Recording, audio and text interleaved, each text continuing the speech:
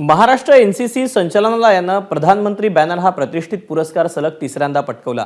पंतप्रधान नरेंद्र मोदींच्या हस्ते 27 जानेवारी रोजी महाराष्ट्राला हा मानाचा पुरस्कार प्रदान करण्यात आला। यावेळी महाराष्ट्र एनसीसी संचालनालयाला मेजर जनरल योगेंद्र सिंग यांनी हा बॅनर स्वीकारला। महाराष्ट्राला 7 वर्षांनंतर सलग तिसऱ्यांदा प्रधानमंत्री बॅनर मिळाला। या संदर्भात एनसीसीच्या विद्यार्थ्यांसोबत संवाद साधलेला आहे सोमेश कोलगेनं। रिपब्लिक डे कॅम्प निमित्त एनसीसीच्या महाराष्ट्रातील सर्व कॅडेट्सना ओव्हरऑल परफॉर्मन्ससाठी प्राईम मिनिस्टर बॅनर मिळालेला आहे। महाराष्ट्रासाठी आणि महाराष्ट्रातील एनसीसीच्या विद्यार्थ्यांसाठी ही अतिशय गौरवाची आणि अभिमानाची बाब आहे।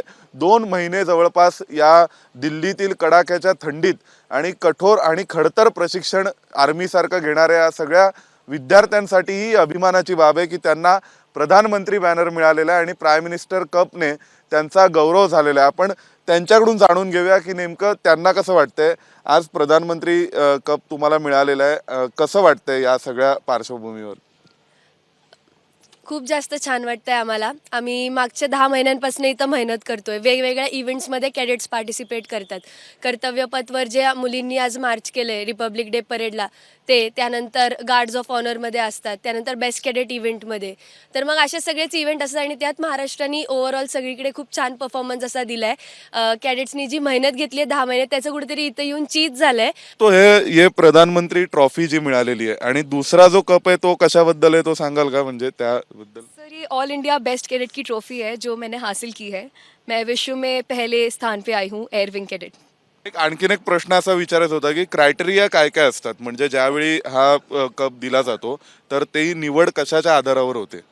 हा ॲक्च्युली कप जो असतो तो वर्षभरात जेवढ्या एनसीसीच्या ॲक्टिव्हिटीज झालेल्या आहेत, मग ते थलसैनिक कॅम्प असू देत, नौसैनिक असू देत, वायुसैनिक असू देत, किंवा हा जो प्राईम मिनिस्टर जे RDC कॅम्प आहे, या सगळ्याच्या बेसिसच्या परफॉर्मन्सवरती हा कप दिला जातो। आणि महाराष्ट्राने हा कप सलग खूप 20पेक्षा जास्त वेळा जिंकलेला आहे आणि आपली हॅट्रिक आहे यावर्षी। एकूण तुम्ही आता किती जण आलेले आहात या कॅम्पला आणि घरी वगैरे कळवलं का या सगळ्याबद्दल? काय म्हणाले सगळे?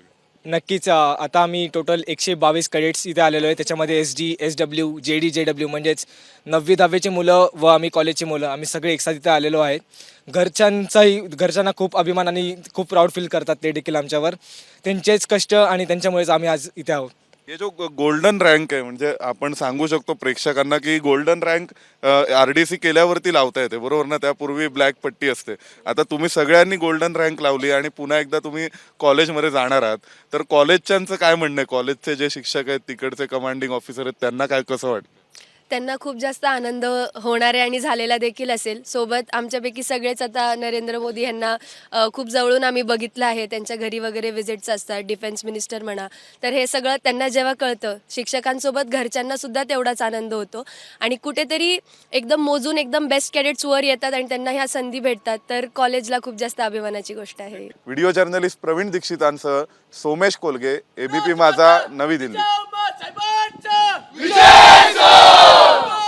छत्रपती शिवाजी महाराज की जय।